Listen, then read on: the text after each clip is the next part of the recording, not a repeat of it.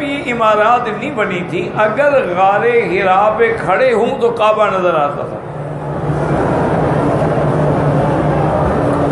اور غار ثور پر بھی چوٹی پہ کھڑے ہوں تو کعبہ شریف نظر آتا تھا۔ اور اسی طرح غار حرا جو ہے یہ جانب اعلیٰ ہے، اور غار ثور جو ہے یہ جانب اسفل ہے، اسی لیے اس علاقے کو معلیٰ کہا جاتا ہے، جنت المعلیٰ۔ اس علاقے کو مسفلہ، مسیال کہا جاتا ہے۔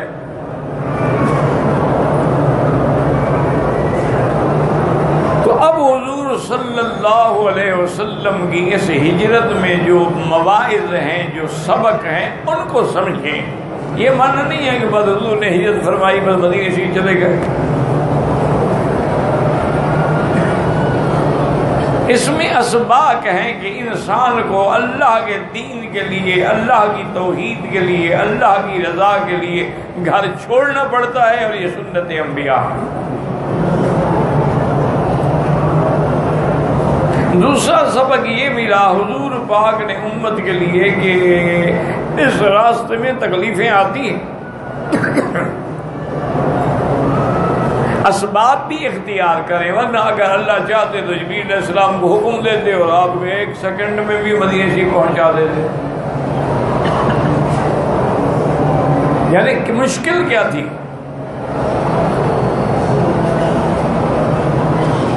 اسی لیے بہت سارے علماء کا اس پر اتفاق ہے کہ جب بادشاہ حبشہ نجاشی فوت ہوئے ہیں، یہ جو محض چلی ہوئی ہے نا نماز غائبانہ جنازے کی، تو وہ امام ابو حنیفہ رحمۃ اللہ علیہ اور امام مالک کے نزدیک جائز نہیں ہے،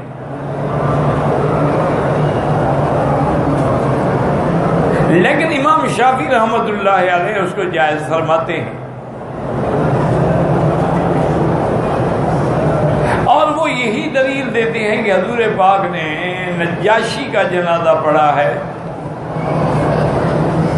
اور نجاشی تو حبشے میں تھا اور حضور پاک مدینہ منورہ میں تھے۔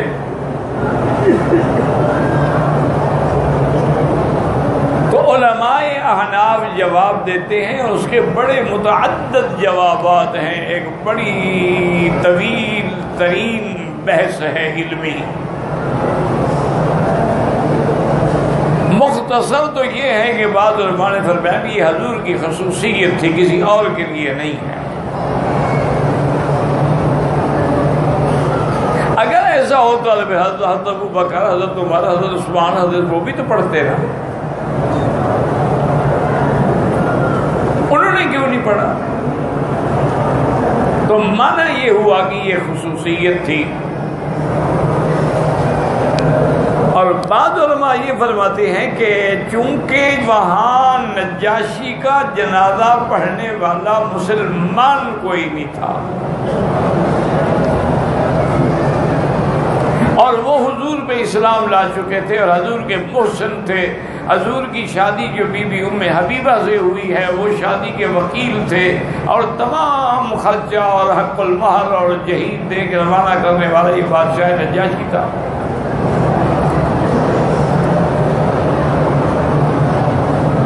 اس سے بعد علماء نے کہا کہ ہاں اگر کوئی ایسا مسلمان ہے ایسے ملک میں وہ فوت ہو گیا کہ اس کے جنازے پڑھنے والا کوئی نہیں ہے تو آپ اس کا پڑھ سکتے ہیں۔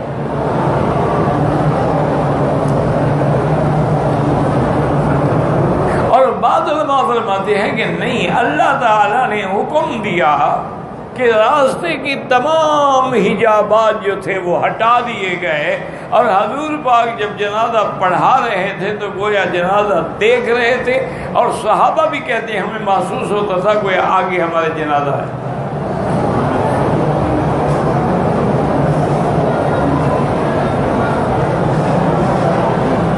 تو اس لیے حضور پاک نے وہ جنازہ پڑھا۔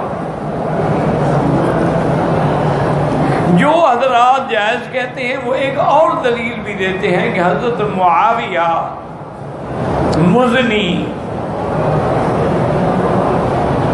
مدینہ منورہ میں فوت ہوئے رضی اللہ عنہ وارضاہ،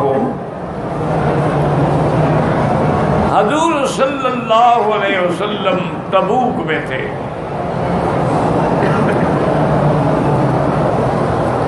تو آپ کو جبریل علیہ السلام نے خبر دی اور حضور نے ان کا جنازہ پڑھا، تو وہ بھی غائبانہ جنازہ ہوا۔ اس کی بھی علماء نے دو جواب دیے ہیں کہ ایک جواب تو یہ ہے کہ یہ سند اتنی قابل اعتبار نہیں کہ اس پر عمل کیا جا سکے،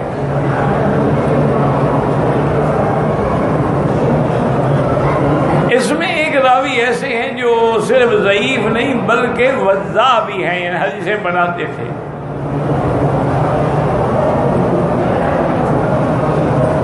اور دوسرا جواب بھی علماء نے یہ دیا ہے کہ اللہ نے جبریل علیہ السلام کو حکم دیا اور انہوں نے سارے راستے جو تھے پردے ہٹا دیے، زمین سکڑ گئی اور گویا کہ جنازہ حضور کے آگے رکھا تھا۔ اور یہ بھی روایات میں ہے کہ اس جنازے میں اللہ کے 70,000 فرشتے بھی شریک ہوئے۔ تو اس سے بھی یہ نکلا کہ وہ حضور کی خصوصیت ہے۔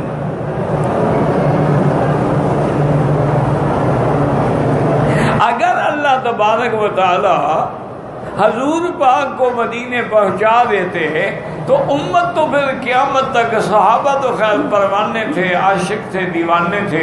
عاشق تو کبھی باتیں نہیں کرتا نا، عاشق تو بس سر تسلیم غم ہے، جو مزاج یار میں ہے، جو حضور کے عاشق تھے ان نے کیا باتیں کر رہی ہیں۔ لیکن بعد میں آنے والے جو لوگ تھے وہ تو کہتے نا کہ جی حضور پاک کو تو جبریل نے پہنچا دیا نا، ہمارے لیے تو ہجرت کرنا بڑا مشکل ہے نا۔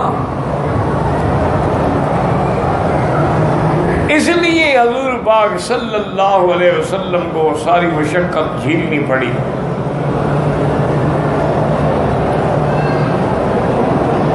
اور پھر اس ہجرت میں سب سے بڑی وفاداری، جان نثاری اور عشق کی آخری حد جو ہے وہ حضرت ابو بکر صدیق۔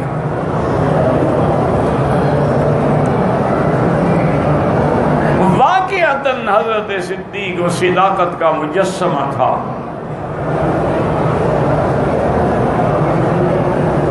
اور اس کا پورا گھرانہ حضور کی ہجرت میں ساتھ ہے۔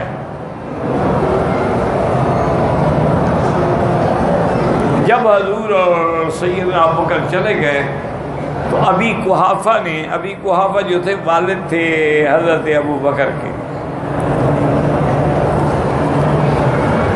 اور یہ شرف بھی صرف ابو بکر کو ملا ہے کہ آپ بھی مسلمان ہوئے، والد بھی مسلمان ہوئے، اولاد بھی مسلمان ہوئی، بیٹیاں بھی مسلمان ہوئی، اور کسی صحابی کو یہ شرف نہیں ملا۔ اب حضرت علی ہیں، بڑا مقام ہے، لیکن ابھی طالب مسلمان نہیں ہوئے، اللہ کی مرضی ہے۔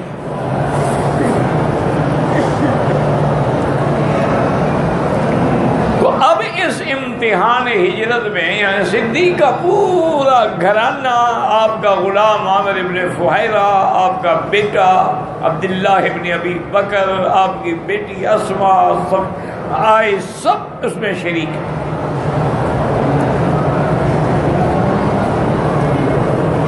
بعض روایات میں آتا ہے کہ حضرت ابی قحافہ نے اپنی پوتیوں کو بلایا، اسماء اور عائشہ کو، کہ ابا جان تو تمہارے حضور کے ساتھ چلے گئے، تم لوگوں کے لیے بھی کچھ چھوڑ گئے ہیں، ہم زندگی کیسے گزاریں گے؟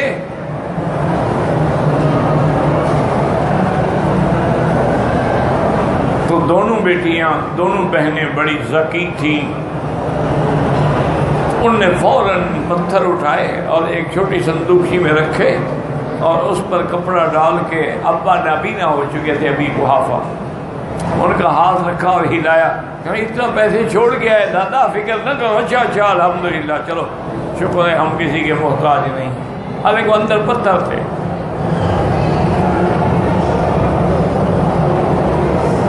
اور یہ قربانی بھی صدیق کے گھرانے کو دینی پڑی کہ جب ابھی جہل ناکام ہوا، حضور چلے گئے، اندر سے حضرت علی نکلے رضی اللہ عنہ وارضاہ، تو ابو جہل نے فوراً کہا کہ ابو بکر کے گھر چلو. یعنی ابو جہل کا بھی عقیدہ تھا کہ اگر حضور اپنے گھر میں نہیں تو صدیق کے گھر میں ہو. یعنی وہ بھی حضور کے بعد صدیق کا مقام سمجھتے تھے. ایک مسلمان ہے جو ابھی مسئلے بیان کر رہا ہے. ابی جہل لعنہ اللہ جب ابو بکر کے گھر والے دروازے پہ پہنچا تو زور سے دروازہ کھٹکھٹایا بڑی شدت سے. بڑا لمبا تڑنگا جوان تھا ابی جہل, 6 فٹ سے نکلتا ہوا قد تھا, بڑا کثرتی بدن تھا, بڑا جنگجو آدمی تھا. دروازہ کھٹکھٹایا, خدا کی شان ہے کہ بی بی اسماء باہر آئی. اس نے کہا کہ این ابو کے, تمہارا ابا کہاں ہے؟ انہوں نے کہا اللہ کو پتا کہاں ہے.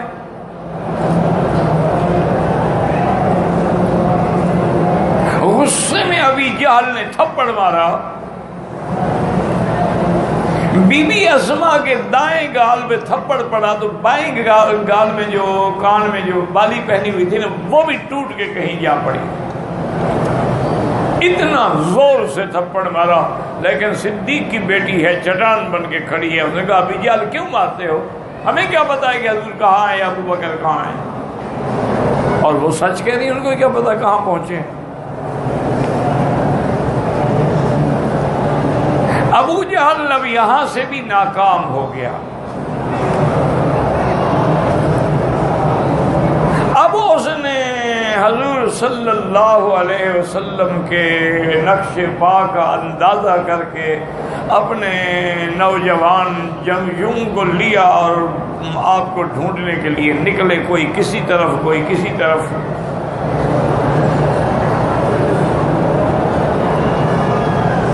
یہ کچھ واقعات جو ہے نا وہ صحیح حدیثوں میں ہمیں نہیں ملتے ہیں, کتابوں میں تو ہیں, آثار میں ہیں.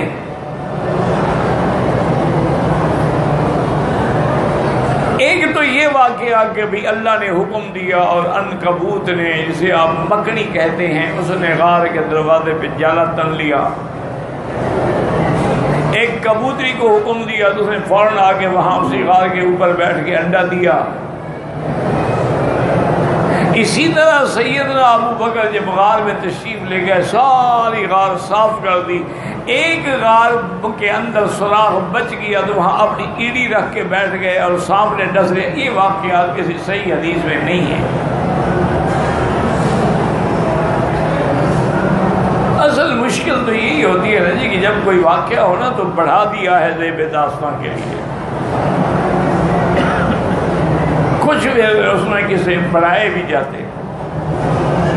اب دیکھنا سیدنا حسین کی شہادت ایک عظیم واقعہ ہے, تو اگلوں نے تو اتنا بڑھایا ہے نا کہ آپ کا جب تلوار کا وار کیا ہے دلجوشن نے تو اتنی دفعہ تلوار آگے, اتنی دفعہ, یعنی تم تلوار دیکھ رہے تھے, گن رہے تھے. ایسا بے ایمان راوی کی روایت بھی قبول ہے.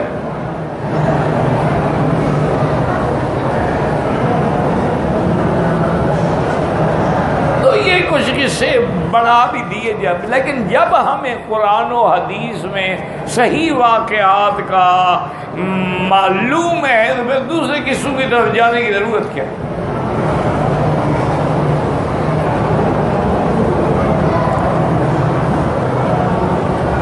کافر ڈھونڈتے ڈھونڈتے ڈھونڈتے پہاڑ کی چوٹی پہ پہنچے.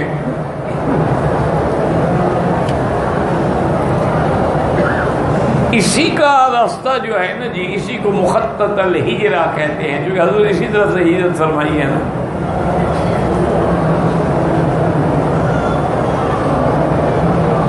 جب اوپر پہنچے غار کے, حضرت ابو بکر نے بھی محسوس کیا, پریشان ہو گئے, غمگین ہو گئے کہ یا رسول اللہ دشمن تو بالکل سر پہ آ گیا.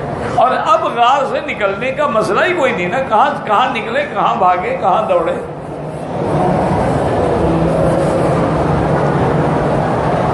بہرحال صدیق کی صداقت اپنا مقام ہے, لیکن نبی کی نبوت کا اپنا مقام ہوتا ہے.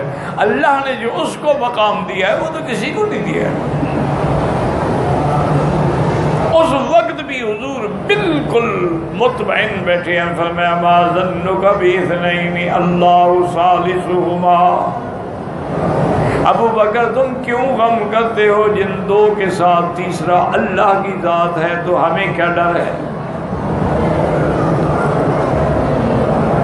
ساتھ ہونے کا معنی یہ ہے میرے بھائی، مصیبت تو یہ ہے نا کہ جتنے باطل فرقے ہیں وہ بھی انتظار میں بیٹھے ہوتے ہیں کہ کوئی موقع ملے تو عقیدہ. ان لوگوں نے یہ بنا رکھا ہے کہ ساتھ ہونے کا معنی یہ ہے کہ بالکل اللہ بھی آپ کے ساتھ بیٹھے ہوئے تھے.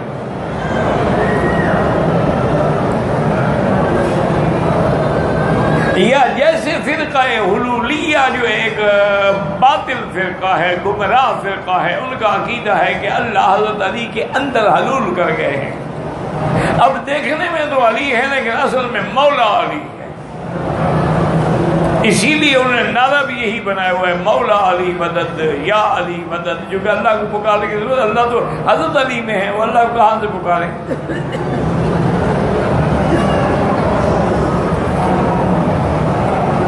اس قسم کے عقیدے رکھنے والے آدمی جو ہیں ان کے کفر میں کوئی شبہ نہیں ہے، اور تمام ائمہ کے نزدیک وہ کافر ہے.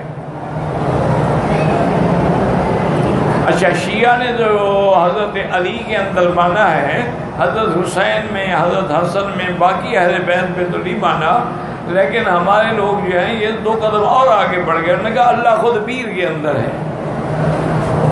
اب اگر 10 پیر ہیں تو 10 خدا ہو گئے نا. لیکن ظاہر میں ہے پیر فرید، باطن میں ہے اللہ.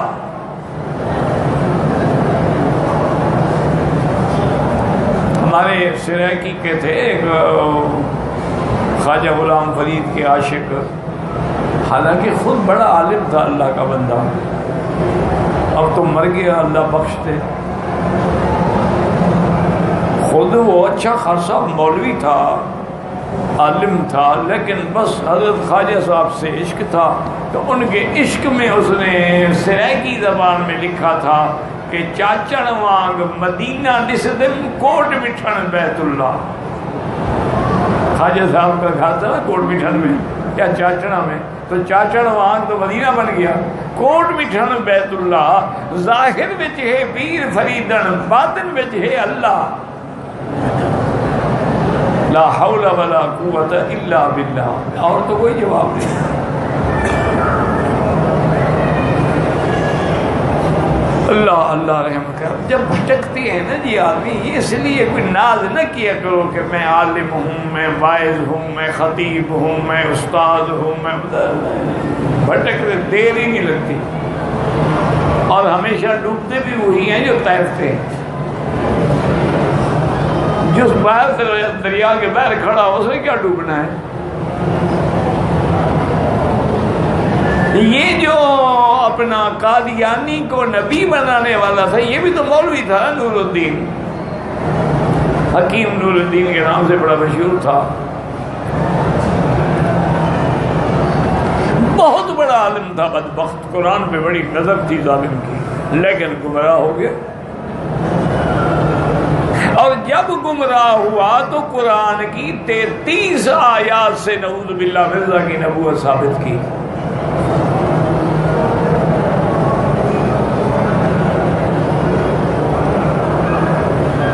ایک دفعہ ایک ڈرامہ بنایا گیا تھا کہ اللہ تعالیٰ سب انبیاء کی تحقیق فرما رہے ہیں، تو ہر نبی آتے گئے تو اللہ نے فرمایا ہاں اس کو میں نے نبی بنایا ہے. سارے آتے گئے آتے گئے آتے گئے، آخر میں جب مرزا آیا تو اللہ نے فرمایا اس کو میں نے تو نبی نہیں بنایا، یہ کون ہے؟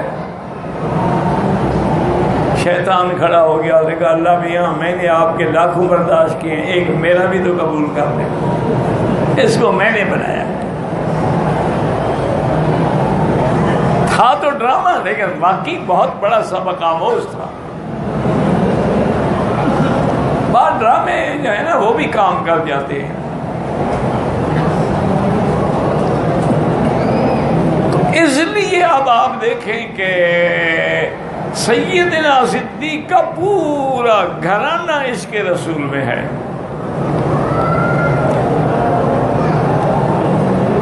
تو اسی منظر کو اللہ نے قرآن میں بھی بیان کیا، الا تنصروہ فقد نصرہ اللہ.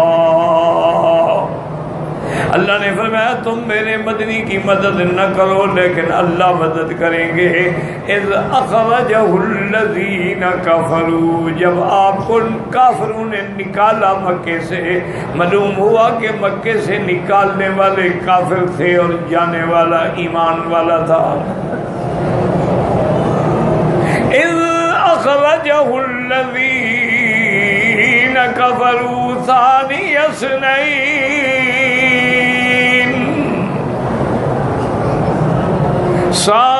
اثنین اذ ہما فی الغار اذ یقول لصاحبہ لا تحزن ان اللہ معنا۔ اللہ نے فرمایا جب وہ دو میں سے دوسرا جب غار میں تھے اور جب آپ اپنے صاحب ساتھی سنگی کو فرما رہے تھے، اس لیے علماء نے فرمایا کہ جو صحبت ابو بکر کا منکر ہے وہ کافر ہے، کہ اس کی صحبت تو قرآن سے ثابت ہے۔ اذ یقول لصاحبہ لا تحزن، یاد رکھیں کہ اللہ نے یہاں یہ نہیں فرمایا کہ لا تخف، چونکہ خوف اپنے لیے ہوتا ہے، حزن دوسرے کے لیے ہوتا ہے۔ آدمی کو خود کوئی بات ہو تو خوف، جیسے موسیٰ علیہ السلام نے سانپ دیکھا ڈر گئے، اللہ نے حکم دیا خذھا ولا تخف، مت ڈرو، لیکن یہاں لا تخف نہیں ہے۔ اللہ جانتے تھے کہ آخر دور میں منکرین صدیق آئیں گے، منکرین صحابہ آئیں گے اور وہ بہانے بنائیں گے۔ انہوں نے کہا جناب ابو بکر تو شور مچا رہا تھا تاکہ آواز سن لیں اور پکڑ لیں، اس لیے تو قرآن اترنا پڑا، وحی آئی، حضرت کو تسلی دینی پڑی، چونکہ حضرت ابو بکر چیخ رہے تھے۔ اور یہ اتنا بڑا جھوٹ ہے نا کہ 1400 سال میں کسی نے نہیں بولا ہوگا۔ بھئی اگر ابو بکر چیخ رہے تھے، مکے والے کافر جو اوپر کھڑے تھے ان نے تو نہیں سنا، تمہارے ملنگوں نے کہاں سے سن لیا ہے؟ بھئی اگر وہ سنتے پکڑ نہ لیتے، ان کو تو آواز نہیں پہنچی، ان کے ملنگوں کو آواز آ گئی، چونکہ ان کا تو مذہب ہی اسی پہ ہے نا، آواز آتی ہے، راوی کہتا ہے، نہ راوی کا پتہ ہے نہ آواز کا پتہ ہے۔ اب ہمارے بطری حضرت وہ بھی کہ حدیث میں آتا ہے، بزرگ فرماتے ہیں، حضرت نے فرمایا کون بزرگ؟ بھائی کون سی حدیث کے نام تو لو، بس حدیث میں آتا ہے بھی کون سی حدیث ہے؟ حدیث صحیح ہے، حسن ہے، حدیث ضعیف ہے، غریب ہے، منقطع ہے، مرسل ہے، موضوع ہے، کون سی حدیث ہے؟ نہیں، بس حدیث میں آتا ہے۔ بزرگوں نے فرمایا بھی کون سے بزرگ؟ نام تو لو نا، جھوٹے کے تو کیا پاؤں نہیں ہوتے نا۔ اس لیے اللہ نے فرمایا کہ اِذْ يَقُولُ لِصَاحِبِهِ لَا تَحْزَنْ، جب حضور فرما رہے تھے ابو بکر میرا غم نہ کرو، کیوں؟ اللہ جو ہمارے ساتھ ہے، تو غم کا کیا معنی؟ ان اللہ معنا، اللہ ہم دونوں کے ساتھ ہے۔ یہ مقام ابو بکر کو ملا ہے۔ موسیٰ علیہ السلام نے تو فرمایا تھا ان معی ربی سیہدین، میرا رب میرے ساتھ ہے، لیکن رحمت دو جہاں فرماتے ہیں ابو بکر اللہ ہم دونوں کے ساتھ ہے۔ وَأَنزَلَ اللَّهُ سَكِينَتَهُ عَلَيْهِ وَأَيَّدَهُ بِجُنُودٍ لَّمْ تَرَوْهَا۔ اب کافر جو ہیں وہ ناکام ہو کے چلے گئے۔ عاشق کہلانا تو بڑا آسان ہے نا جی، میری جان قربان، کالی کملی والے پہ جان قربان، میرا مال قربان، لیکن صحیح معنی میں عشق کی مقصود جو ہے وہ تو اتباع ہے، وہ تو محبوب کے حکم کی تابع داری ہے. وہ نہیں کریں گے کہ ہم جان قربان ہے لیکن داڑھی منڈاتا رہوں گا. ویسے حضور آپ پر جان میری قربان ہے لیکن میں سود کھاتا رہوں گا.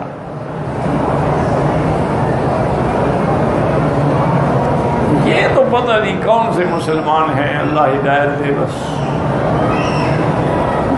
یہ ہے قربانی کہ ایک دفعہ حضرت قاسم نانوتوی رحمۃ اللہ علیہ کے انگریزوں کا زمانہ تھا، وارنٹ گرفتاری جاری ہو چکے تھے، اور صاف بات ہے اس زمانے میں جو بھی اہل حق پکڑا جاتا تھا انگریز فوراً پھانسی پہ لٹکا دیتے.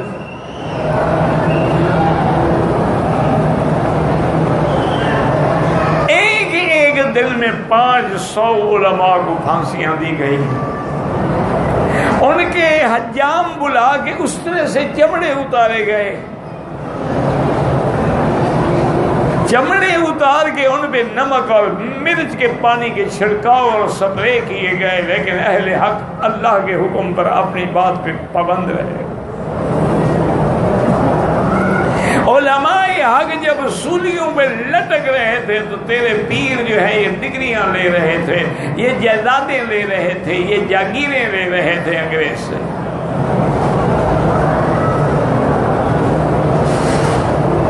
اور جو اہل بدعت لوگ ہیں وہ سبحان اللہ ان کی شان میں صفا سے نامے لکھ رہے تھے کہ آپ کی حکومت تو اللہ کا ہم پر سایہ ہے.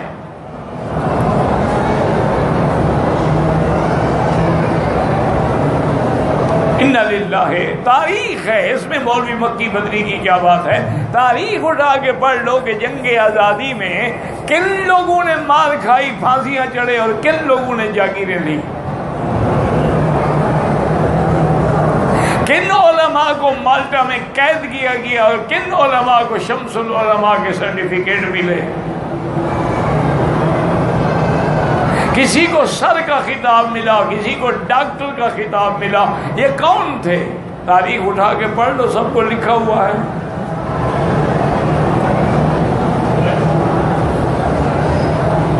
اب دیکھیں کہ پورا گھرانہ اسی خدمت میں. عبداللہ ابن ابی بکر آتے ہیں رات کو، وہ آ کے سارے مکے کے حوالات آپ کو پہنچاتے ہیں، اور آپ کا غلام بکریاں لے کے آتا ہے، دودھ بھی پلاتا ہے، اور حضور کے جو پاؤں کے نشان ہیں ان کو بھی ختم کر کے چلا جاتا ہے. تو حضرت قاسم نانوتوی کو دوستوں نے کہا کہ حضرت آپ چھپ جائیں، پکڑے گئے تو پھانسی چڑھ جائیں گے. حضرت چھپ گئے. 3 دن کے بعد ساتھیوں نے دیکھا کہ حضرت اپنے مدرسے میں کھڑے نماز پڑھ رہے ہیں. تو وہ آئے، انہوں نے کہا حضرت بڑے چھپے ہو. فرمایا بھائی چھپ تو گیا تھا لیکن پھر خیال آیا کہ حضور تو غار میں 3 راتیں رہے تھے، اس سے زیادہ رہنا ہے میرے عشق نے قبول نہیں کیا. میں نے کہا سنت یہی ہے، بس پھانسی چڑھنا چڑھ جائیں. اللہ اکبر. اللہ نے رکھنا تھا رکھ لیا، انگریز بھی کچھ نہ کر سکا. جن کو خدا نے محفوظ رکھنا ہو دشمن کی طاقتیں کیا کر سکتی. 3 دن کے بعد جس کافر سے معاہدہ کیا تھا وہ اونٹنیاں لے کے آیا، اور حضرت آقا انعامدار سیدنا ابو بکر، آپ کا خادم عامر بن فہیرہ، اور وہ راہبر جو تھا وہ ساتھ لے کے چل پڑا. اور انہوں نے وہ راستہ اختیار کیا پہاڑوں کے اندر سے. یہ جو مکے اور مدینے کی سیدھی سڑک تھی یہ اختیار نہیں کی. ان کو پتا تھا نا کہ کافر ہر جگہ پہلے لگائیں گے.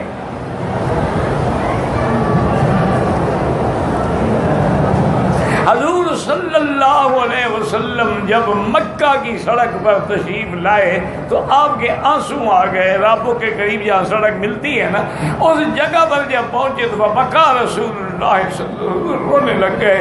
حضرت صدیق نے پوچھا حضور ماذا یبکی کا، کیوں؟ فرمایا میں نے جب اس سڑک کو دیکھا مجھے مکہ یاد آ گیا. اللہ اکبر. غار میں ہو نبی، مزار کے اندر آپ اپنے سفر میں ہو نبی، اللہ نے فوراً وحی اتاری. ان الذی فرض علیک القرآن لرادک الی معاد میرا مدنی اطمینان کرے، تیرا رب فرماتی ہیں جس نے آپ پہ قرآن اتارا ہے وہ وعدہ فرماتی ہیں کہ ہم تمہیں پھر مکے میں لائیں گے۔ یہاں قرآن کے نازل ہونے کا کیا مطلب ہے؟ کہ جس رب نے قرآن اتارا ہے، قرآن فرض کیا ہے، علماء نے فرمایا کہ جیسے قرآن کو اترنے میں کفر کی طاقت نہ روک سکی، تیرے مکے آنے میں بھی کوئی نہیں روک سکے گا۔ واللہ اعلم۔ اللہ اکبر، اللہ اکبر، اللہ